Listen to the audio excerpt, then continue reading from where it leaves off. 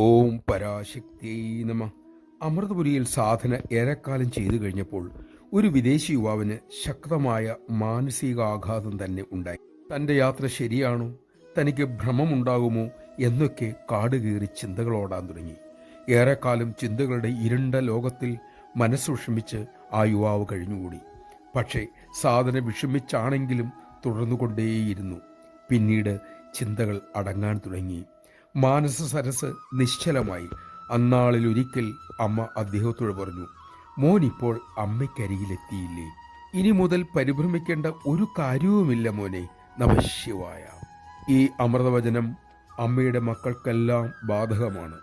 സാഹചര്യങ്ങളും ചിന്തകളും ഞെക്കി ഞെരിച്ച് നമ്മെ ഇല്ലാതാക്കാൻ തുടങ്ങുന്നു എന്ന് തോന്നുമ്പോൾ നമുക്ക് ഇങ്ങനെ ചിന്തിക്കാനാകണം, ഞാൻ അമ്മയ്ക്കരികിലെത്തി, ഇനി എന്തിനു വിഷമിക്കണം, ഭയക്കണം.